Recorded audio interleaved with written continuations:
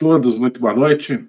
Estamos aqui com o nosso programa Agenda 2030, o programa que a gente inicia para todos e depois continua sendo para todos, só que os todos, nesse caso, são os alunos do curso de Logopolítica e membros da Academia Folha Política que assistem a live inteira, né? Mas, de toda forma, é para todos, porque queria convidar a todos que ainda não são alunos e membros da Academia que se tornem alunos e membros. E peço desculpas por esse atraso, foi aqui uma coisa que acontece às vezes com a câmera externa, que por algum motivo o programa não identifica, né? O programa fica assim, não sei, cadê a câmera externa? A câmera está aqui, já está mostrando, né, para o programa, mas, enfim, esses mistérios da maquinária.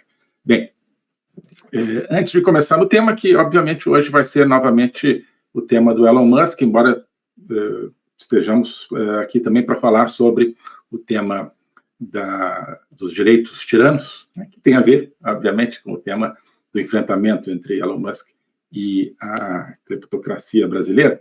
Mas, antes de começar nisso, queria recordar que nós estamos com uma promoção aberta justamente para quem ainda não é membro da Academia Folha Política e está interessado em participar desse projeto. É a promoção Sociedade Livre. Então, aqui os links para você acessar.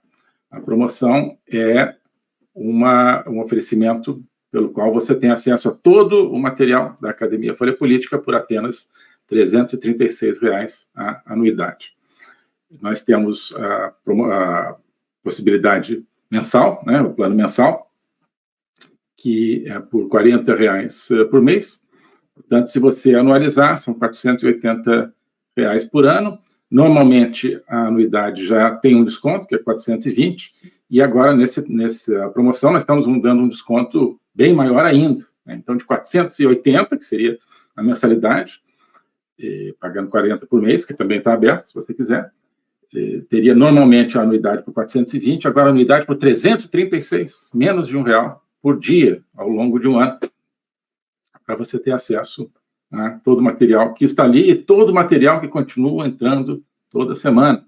Então, é um curso em aberto, não é um curso que você adquire e coloca dentro da gaveta, não. É um curso que você, né, vai colocar, digamos, na sua mesa e ele vai, ou no seu jardim intelectual, melhor dizendo, e ele vai frutificar. Já tem frutos que já vêm prontos para a sua mesa. Prontos não, né? Porque você vai lidar com eles e com a sua percepção intelectual. Mas, além dos frutos, digamos, que já estão colhidos, que são, no caso do curso, as 88 aulas já ministradas, é uma árvore que continua dando frutos toda semana. Tem toda semana uma nova aula do curso de Logopolítica, uma nova live da Agenda 2030 e uma nova aula do curso novo que está começando, que é o curso sobre, olha só, juristocracia, totalitarismo e resistência política, também absolutamente tudo a ver com a situação em curso no Brasil.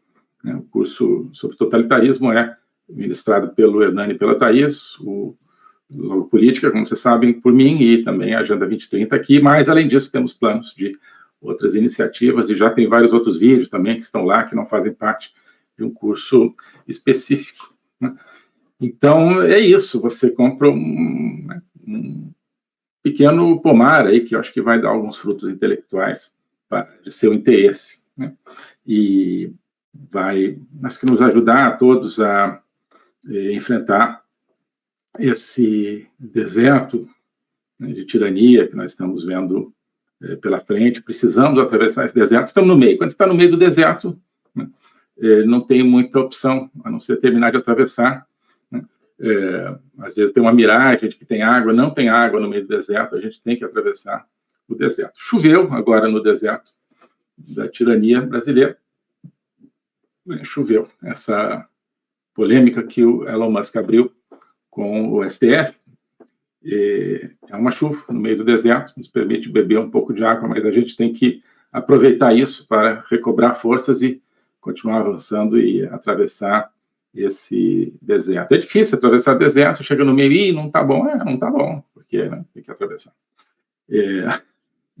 Mas é a única maneira de nós, modestamente, salvarmos nosso país.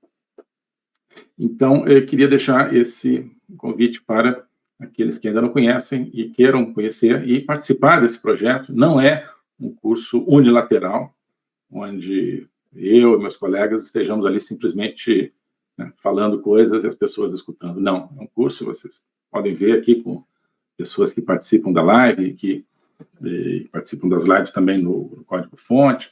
Vocês podem ver o que é o curso e sentir, a partir do depoimento das pessoas, como é a dinâmica de participação, de construção, de criação de uma comunidade. Tá bem? Então, promoção Sociedade Livre, R$ 336 por ano. Tá? Então, aí os links. Vamos, portanto, falar um pouquinho de Elon Musk e desse contexto da liberdade de expressão e dessa chuva que está caindo no nosso deserto. Bem, no curso de Logopolítica, nós estamos vendo Roma Antiga. Estamos vendo como funcionava a República Romana, a partir do exame da biografia de Júlio César. Mas, inclusive, conforme eu comentei também na live do Código-Fonte, nós estamos nos debruçando um pouco sobre como funcionava a República Romana, um sistema político absolutamente original, que foi criado justamente para que o povo romano tivesse controle sobre as suas instituições. Roma expulsou os seus reis, que eram considerados tiranos. A gente não quer mais ter tirano aqui, né? E criou um sistema para que a tirania não pudesse voltar. Essa é a origem de todas as instituições romanas, que são desenhadas com toda a sabedoria e a construção dos séculos para evitar as tiranias, para que o povo tenha controle sobre os seus agentes, os seus representantes, sobre os seus políticos. E essas instituições, elas permitem toda uma série de mecanismos, os famosos checks and balances, como se diz em inglês, os pesos e contrapesos. As decisões nunca são individuais, as decisões nunca são monocráticas, tudo passa por um, passa por dois, o povo sempre tem a última palavra, né, e não algum dos magistrados, e assim por diante. Isso é um modelo, é uma experiência histórica que não está parada no tempo. Nada dos gregos e dos romanos está parado no tempo, tudo está em nós. Nós incorporamos tudo isso e, a cada dia, isso está disponível para nós como uma seiva para reavivar esse nosso jardim tão empobrecido de liberdade. O historiador Políbio, que era grego, mas foi para Roma e começou a conhecer como eram as instituições em Roma, escreveu, na metade do segundo século antes de Cristo, uma história de Roma, da qual, infelizmente, com muita coisa não sobrevive tudo, mas sobrevive partes essenciais, sobretudo a consideração inicial, onde ele diz o seguinte: olha, Roma, em poucas décadas, conquistou todo o mundo conhecido. Na verdade, ainda estava para conquistar mais, quando Políbio escreveu, mas já tinha conquistado basicamente a orla do Mediterrâneo. Depois, com César, conquistaria a Gália, depois outras partes do mundo, mas, sobretudo, essa orla do Mediterrâneo, que era a civilização conhecida. Roma já tinha dominado naquele momento, tinha vencido grandes inimigos, como Cartago, e Políbio fala assim, olha, somente um nécio, somente um tolo, não se interessaria em saber quais são as instituições que permitiram a esse povo romano conquistar todo o mundo conhecido. E ele começa, então, a descrever essas instituições e seus méritos. Uma percepção muito profunda, né?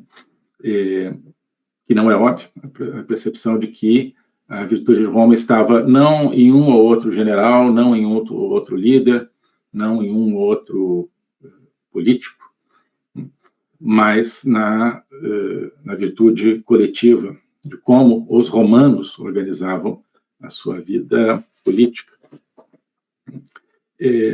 Isso, hoje nós temos presente em muitos trabalhos, pessoas deveriam até se debruçar mais sobre isso, mas saber, olha, por que a liberdade dá certo em alguns países, não dá em outros, qual é o tipo de instituição que leva à liberdade, e qual é o tipo de instituição que leva a uma sociedade mais sadia, mais feliz. Os americanos, quando fundaram o seu país, no final do século XVIII, nos Estados Unidos, se inspiraram muito em Roma, não só nos títulos, assim, senadores e alguns outros, mas, sobretudo, nessa estrutura, na estrutura profunda de como você controla o Estado. Eles estavam justamente se revoltando contra um Estado que era suavemente tirânico, num padrão mundial, mas era tirânico, mais do que eles toleravam. E o Estado britânico.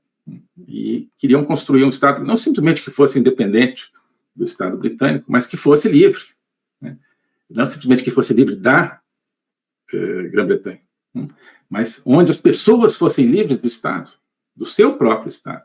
Então, o Estado americano ele é criado não só para ser independente de outros países, mas para que seja um lugar onde as pessoas são independentes. E onde o povo é independente do Estado, onde o povo controla o Estado, e não o contrário. E eles vão se inspirar em Roma. Bem, e a gente precisaria se perguntar, como Políbio fez, por que as instituições americanas deram certo? Ou melhor, a gente poderia dizer com Políbio que somente um nécio não quereria conhecer as instituições de um país que se tornou o país mais poderoso do mundo a partir de uma base bastante precária, que eram aquelas 13 colônias no final do século XVIII. Então, a gente hoje escuta muito, Estados Unidos, país imperialista e tal, toda uma série de impropérios, claro, são sempre gritados por aqueles que não gostam da liberdade, mas os Estados Unidos, com todos os seus problemas, precisam ser estudados, porque lá a liberdade deu certo. E a gente precisa entender onde está a conexão entre essa liberdade e o êxito dos Estados Unidos. Certamente essa conexão existe. Se eles são o país mais poderoso do mundo, não é por acaso. Em grande parte é por causa da liberdade de expressão. Talvez a principal instituição americana seja a liberdade de expressão. Não é à toa que ela está na primeira emenda da Constituição americana. A Constituição americana, os artigos originais, eles desenham como funcionam as instituições, a mecânica institucional, e em seguida vem a série das primeiras emendas, que são quase parte da Constituição, porque elas nascem muito cedo, e que são, no seu conjunto, chamadas o Bill of Rights, seria a Lei dos Direitos, enfim, o conjunto dos direitos. E o primeiro desses direitos é o direito à liberdade de expressão, a primeira emenda.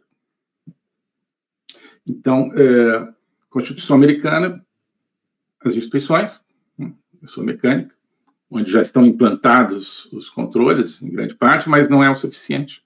Depois você tem o Bill of Rights, as primeiras emendas, que reforçam ainda mais o povo, quer dizer, contra as instituições, quer dizer, ao lado das instituições, mas, no fundo, são essas garantias de que os Estados Unidos não apenas querem ser livres da Inglaterra, mas querem ser um povo livre dentro do seu próprio espaço político. Então, liberdade de expressão. Liberdade de expressão. Não é por acaso que os Estados Unidos tiveram o avanço que tiveram, não é por acaso também que o Reino Unido teve o avanço que teve, porque, embora seguindo um caminho diferente, que justamente teve esse trauma da independência americana, e até por causa desse trauma, o Reino Unido passou a apostar cada vez mais também nas liberdades básicas e na liberdade de expressão. Então, esses dois países, os chamados anglo-saxões, se tornaram as principais potências mundiais durante mais de 200 anos. Países que se fundaram na liberdade de expressão. Os Estados Unidos de maneira mais explícita, o Reino Unido de maneira mais implícita. Ora, isso mostra que não estamos diante de um tema banal. Liberdade de expressão tem a ver, portanto, com a capacidade de uma sociedade de ser feliz, de ser próspera, de ser poderosa, de ser bem-sucedida. É isso que a gente quer para o nosso país. Então, a primeira coisa que a gente tem que olhar é a liberdade de expressão, a partir da experiência que os outros tiveram. A experiência está aí, a experiência histórica está aí. Os Estados Unidos, com a liberdade de expressão, derrotaram na Guerra Fria a União Soviética, com o oposto da liberdade de expressão, com a censura. E a China hoje? Pois é, a China hoje, também com censura, uma sociedade totalitária, está ameaçando os Estados Unidos. Muita gente diz, a primazia dos Estados Unidos, muita gente diz que, então eles têm um modelo melhor que o modelo americano. Bom, e a história será o juiz disso. Se eles vencerem, digamos, essa competição, se mostrará que a sociedade de controle é superior à sociedade livre. É isso que eles querem projetar. Não só os chineses, todos aqueles que gostam de totalitarismo no mundo querem projetar isso. Olha, sociedade de controle é mais eficiente do que uma sociedade livre. Isso é mentira. Isso é mentira. A sociedade de controle só consegue vencer a sociedade livre quando ela mata a liberdade na sociedade livre. Tá? Por isso que hoje todos os projetos totalitários do mundo que se congregam num grande projeto totalitário, globalista, mas no sentido que eu dou ao globalismo, onde você tem totalitarismo chinês, russo e iraniano, onde você tem o Great Reset, o pessoal de Davos, o multilateralismo, e onde você tem o crime organizado, tudo isso junto, um mega globalismo. Esse projeto totalitário está fazendo de tudo para matar o gosto pela liberdade, o amor pela liberdade e a prática da liberdade nos países livres. Porque enquanto esses países tiverem liberdade, começando pela liberdade de expressão, os totalitários não têm como triunfar. Então, totalitarismo é mais poderoso do que liberdade? Não, não é, nunca será. A chance que eles têm é destruir nas sociedades livres essa liberdade. Eles deixam, portanto, de ser livres, então fica totalitário, assim, um totalitário profissional, né, como a China, por exemplo, contra os Estados Unidos, que hoje assim, é um totalitário amador. E Europa também, uma espécie de amadorismo do totalitarismo, tentando controlar daqui, controlar dali, e a China vindo em cima, junto com todos os instrumentos que vão matando essa liberdade, toda a ideologia do clima, a ideologia do gênero, a ideologia da raça, a ideologia da saúde, né, da pandemia, tudo isso. Então a gente chega no Brasil, né? A gente chega no Brasil, e o Brasil hoje se abre, digamos, ao mundo como um exemplo, né? Um caso a ser estudado, eu acho. Isso é o que está acontecendo esses dias. E antes de tudo, antes dos estrangeiros, nós precisamos estudar o Brasil. E começar nos perguntando em que medida todo o fracasso do Brasil em se tornar a grande nação que nós somos chamados a ser se deve à falta de liberdade, principalmente à liberdade de expressão. As elites que governam o Brasil, né, desde o começo da República, que nunca se identificaram muito com as liberdades básicas, mas que agora, menos do que jamais, se identificam, fracassaram em transformar o Brasil nessa grande nação. E ao que se deveu esse fracasso? E ao que se deve hoje a decadência absoluta em que está vivendo o Brasil, decadência econômica, decadência moral, decadência institucional, decadência cultural. Ao que se deve isso? Deve, em grande parte, talvez primordialmente, à ausência de liberdade e à ausência de liberdade de expressão, mais do que tudo. Então, é um Políbio inverso. Políbio dizia que somente um nécio não se interessava em saber como é que funcionavam as instituições de uma Roma que se tornou a maior potência do mundo naquela época. Hoje, eu acho que somente um nécio não se interessa em saber, né, quais são as instituições e as falhas institucionais que permitiram a um Brasil, a um país com as potencialidades que o Brasil tem, se tornar essa terra triste, pobre, oprimida, que é o Brasil hoje. Liberdade de expressão, parece que é a chave. Então, estamos diante disso.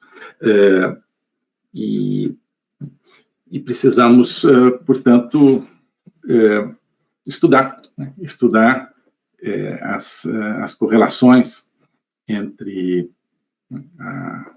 os hábitos, práticas, costumes do nosso corruptariado, principalmente agora o hábito de censurar, e esse grande fracasso nacional. Acho que a gente precisa desse políbio inverso para começar a nos reconstruir, né? E, ao mesmo tempo, o mundo está nos vendo, e o Ocidente também está fracassando, porque está abandonando a liberdade. Quem sabe, né, eles nos ajudam. Por quê? E por que o Brasil está sendo agora, nesses últimos dias, objeto de tanta atenção? Porque as pessoas se deram conta, as pessoas já estão se dando conta no mundo, de que é pela perda da liberdade que o Ocidente está perdendo a corrida em termos de progresso, em termos de força, em termos de projeção, em termos de felicidade também das pessoas. Sempre falo de felicidade, né? Porque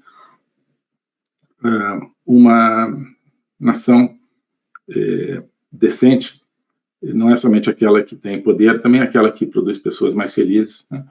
E o Ocidente hoje não produz pessoas felizes. Mas, enfim, então as pessoas já estão vendo isso ao redor do mundo, mas de repente o Brasil se escancarou, e como um caso assim dramático, né? Um caso espantoso de destruição de uma democracia e de criação de um totalitarismo sem liberdade de expressão. E as pessoas estão vendo o Brasil como uma espécie de laboratório para uma destruição que acontece em todo o Ocidente. E a gente então caiu nessa, né, o Brasil caiu nessa, cruzado com essa linha hoje de tentar recuperar a liberdade no Ocidente. Por isso é que nós estamos tendo essa imensa energia de postagens, de interpretações, de memes, de desafios, de reações. É porque houve esse choque de duas linhas. Quer dizer, estava vindo uma linha que já vem de alguns anos, de perceber os problemas internos do Ocidente, a renúncia à liberdade, né? E agora chegou o Brasil com um caso assim escabroso, um caso cara de pau de destruição da liberdade, e essas duas linhas convergiram. Então está aqui, né? Está aqui o exemplo que o mundo precisa ver do que pode acontecer com todo o Ocidente, e já está acontecendo com o Brasil. Bom, só para encerrar essa parte inicial, uma anedota não é uma coisa que parece que aconteceu mesmo, né? Anedota no sentido de uma coisa curiosa que aconteceu. Eu já contei isso em algum lugar, mas alguns de vocês talvez não tenham escutado, alguns tenham escutado em outros lugares. Mas diz respeito ao Idi Amin Dada, que foi o ditador de Uganda nos anos 70, um famoso ditador de Uganda, né, um país na África. Um dos seus feitos foi dar abrigo aos terroristas palestinos que tinham sequestrado um avião israelense, cheio de cidadãos israelenses ou judeus, né, e levaram esse avião para Uganda para pedir resgate e, quem sabe, acabar matando essas pessoas, né?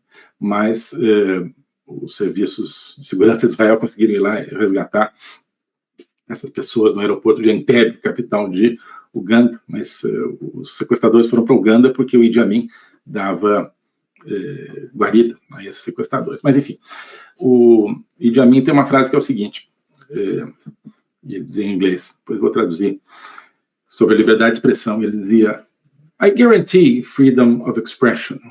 I don't guarantee freedom after expression. Eu garanto a liberdade de expressão. Eu só não garanto a liberdade depois da expressão. Então, eu acho que as instituições brasileiras estão com uma visão Idi Amin Dada de liberdade de expressão. Não, a gente quer liberdade de expressão, mas tem que ser controlado, tem que ser regulamentado. Na verdade, é Idi Amin. Eles garantem a liberdade de expressão, mas não garantem a liberdade depois da expressão. Né? Se você falar que eles não gostaram, você sofrerá as consequências. Obviamente, isso não é liberdade de expressão, não é com esse tipo de liberdade de expressão que os Estados Unidos saíram de 13 colônias agrícolas para ser a superpotência espacial e nuclear e tecnológica que ainda são. Né? E não é também com esse tipo de liberdade de expressão que em Roma conquistou o mundo. Roma tinha uma grande liberdade de expressão no seu período áureo, no seu período republicano. Bem, então, dito isso, acho que podemos passar aqui para a nossa parte privada, só com os membros da academia, deixando para quem ainda não é membro essa expectativa de que se tornem membros. Se você fizer a sua inscrição agora, com essa super promoção, R$ 336 por ano, ou R$ 40 por mês, se você quiser, você já faz aqui rapidinho e já volta para a nossa live, onde a gente vai aprofundar um pouco esse tema do Elon Musk, depois dessa introdução um pouco histórica aqui, e falar também do tema dos direitos tiranos, né? Que são os direitos humanos utilizados para a proteção de ditadores, inclusive no Brasil. Né? Então, até já, espero, para quem ainda não é membro, e agora continuamos aqui entre nós. Bem, então, tantas coisas para falar, né, sobre o Elon Musk, sobre esse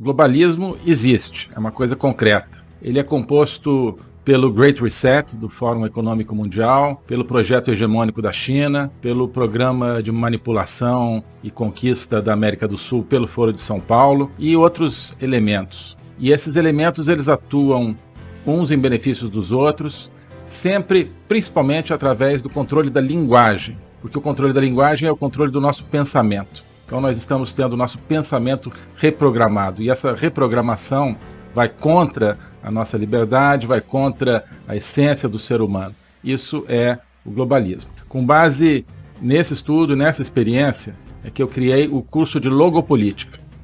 Toda semana eu dou aulas sobre geopolítica, literatura, filosofia, cultura de um modo geral, tudo isso em conjunto formando um espaço de conhecimento que eu denomino a logopolítica, para nós não apenas entendermos a ameaça do globalismo, mas podermos nos contrapor a ela. Se você quiser entrar nesse projeto de conhecer o globalismo e enfrentar o globalismo, clique aqui.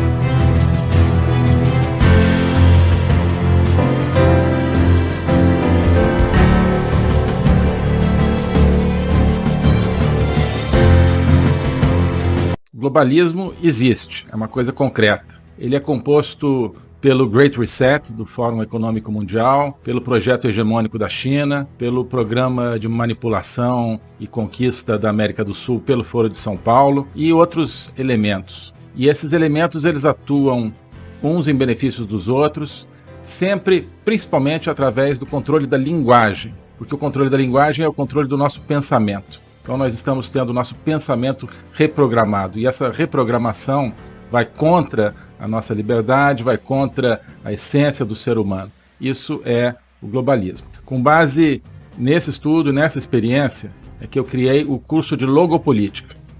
Toda semana eu dou aulas sobre geopolítica, literatura, filosofia, cultura de um modo geral, tudo isso em conjunto formando um espaço de conhecimento que eu denomino a logopolítica, para nós não apenas entendermos a ameaça do globalismo, mas podermos nos contrapor a ela. Se você quiser entrar nesse projeto de conhecer o globalismo e enfrentar o globalismo, clique aqui